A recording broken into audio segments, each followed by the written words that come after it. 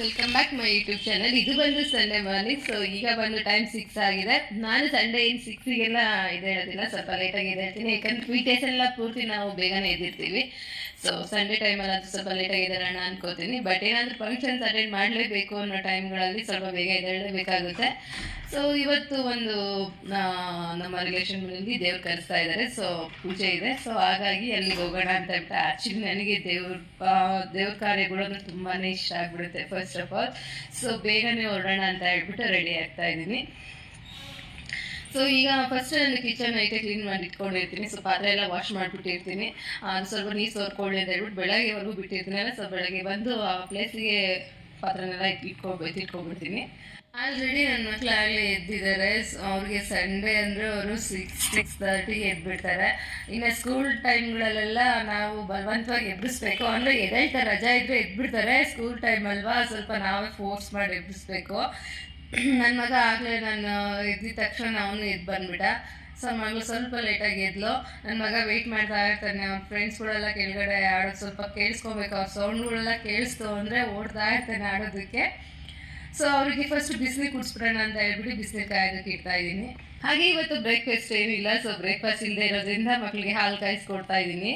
So ಹಾಗೆ ಗಂಜಿ ಒಂದು ಮಾಡ್ಕೊಬಿಡೋಣ ಅಂತ ಹೇಳ್ಬಿಟ್ಟು ಗಂಜಿಗೂ ರೆಡಿ ಮಾಡ್ಕೊತಾ ಇದ್ದೀನಿ. ಅಷ್ಟೇ, ಇವತ್ತು ಬ್ರೇಕ್ಫಾಸ್ಟ್ ಏನಿಲ್ಲ.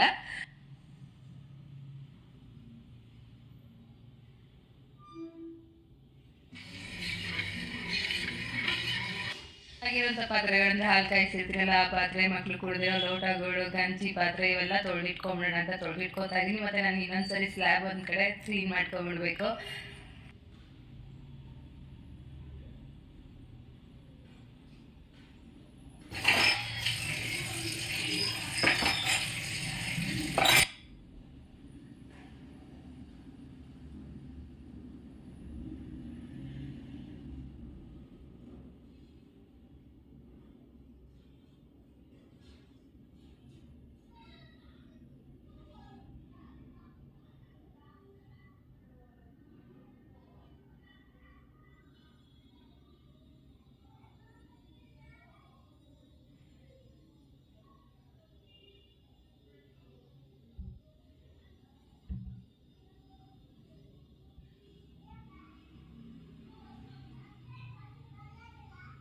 ಮನೆಯೆಲ್ಲ ಕ್ಲೀನ್ ಮಾಡಿಕೊಂಡು ನಾನು ಫ್ರೆಶ್ ಅಪ್ ಆಗಿ ಬಂದೆ. ಈಗ ರೆಡಿ ಆಗ್ತಾ ಇದ್ದೀನಿ. ಹಾಗೆ ಮಗಳನ್ನ ಕೂಡ ರೆಡಿ ಮಾಡಬೇಕು. ಸೊ ನಾನು ರೆಡಿಯಾಗಿ ನಾವಿಲ್ಲಿಂದ ಮನೆ ಬಿಡೋ ಅಷ್ಟರಲ್ಲೇ 9 ಆಗಿತ್ತು. ಅಲ್ಲದೆ ಹಸ್ಬೆಂಡ್ ಕೂಡ ಇನ್ನೊಂದು ಗೃಹ ಪ್ರವೇಶ ಮುಗಿಸ್ಕೊಂಡು ಬರ್ತೀನಿ ಅಂತ ಹೇಳ್ಬಿಟ್ಟು ಹೋಗಿದ್ರು. ಅಷ್ಟರಲ್ಲಿ ರೆಡಿ ಆಗೋಣ ಅಂತ ಹೇಳ್ಬಿಟ್ಟು ರೆಡಿ ಆದ್ವಿ. ನಾವು ಮನೆ ಬಿಟ್ಟವಾಗ 9 ಆಗಿತ್ತು. ಆಲ್ಮೋಸ್ಟ್ ನಾವು ಒಂದು 45 ಮಿನಿಟ್ಸ್ ಬೇಕೇ ಬೇಕು ಹೋಗೋದಕ್ಕೆ. 9:45ಗೆಲ್ಲ ಹೋಗಲು ರೀಚ್ ಆದೋ.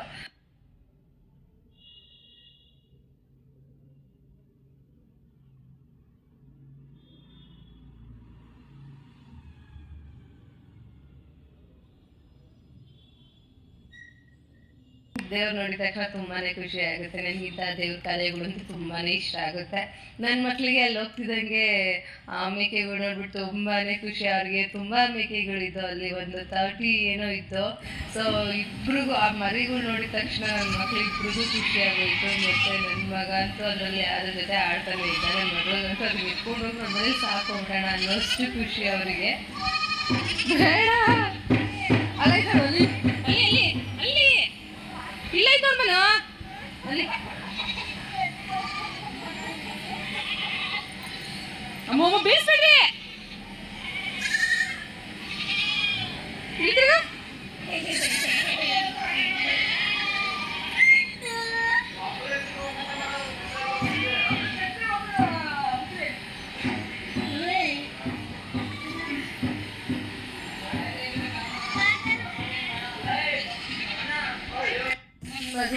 ಒಳ್ಳೆ ಮಗು ಥರ ತೊಡೆ ಮೇಲೆ ಹಾಕೊಂಡೆ ಕುಂತ್ಕೊಂಡ್ಬಿಟ್ಟಿದ್ಲು. ಏನಿಲ್ಲ ಅಂದ್ರೂ ನಾವು ವಾಪಸ್ ಬರೋವರೆಗೂ ಮೇಕೆ ಮರಿ ಬಿಟ್ಟಿಲ್ಲ ಅವಳು.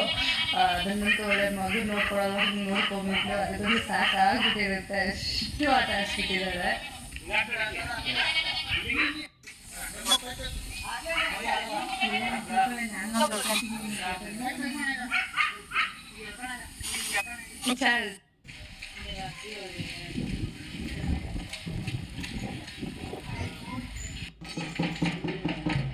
Normal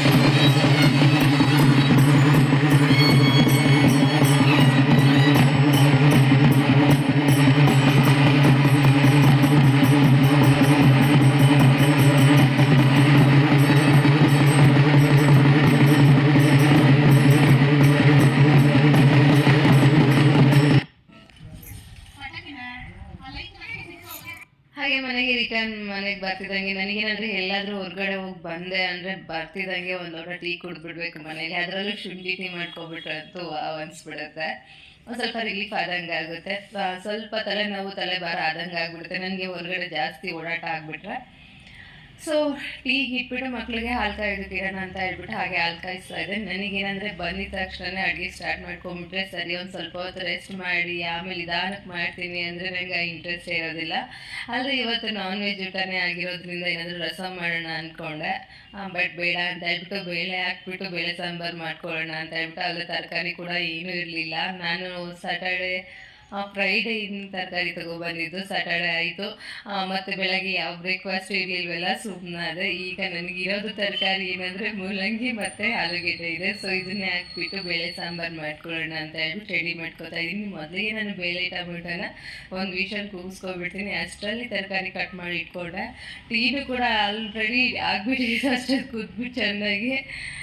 ನನಗೆ ಸಾಂಬಾರು ಮಾಡಿಬಿಟ್ಟೆ ಟೀ ಆರಾಮಾಗಿ ಕುಡಿಯೋಣ ಅಂತ ಹೇಳ್ಬಿಟ್ಟು ಹಾಗೆ ಮಸಾಲೆ ಎಲ್ಲ ರುಬ್ಕೊಂಡು ಸಾಂಬಾರು ಕೂಡ ರೆಡಿ ಆಯಿತು. ಇನ್ನೊಂದು ಸರಿ ಟೀ ಕಾಯಿಸ್ಬಿಟ್ಟು ನಾನು ಆರಾಮಾಗಿ ಟೀ ಜೊತೆ ನಾನು ಬ್ಲಾಗ್ ಏನು ಮಾಡ್ತಾಯಿದ್ದೀನಿ.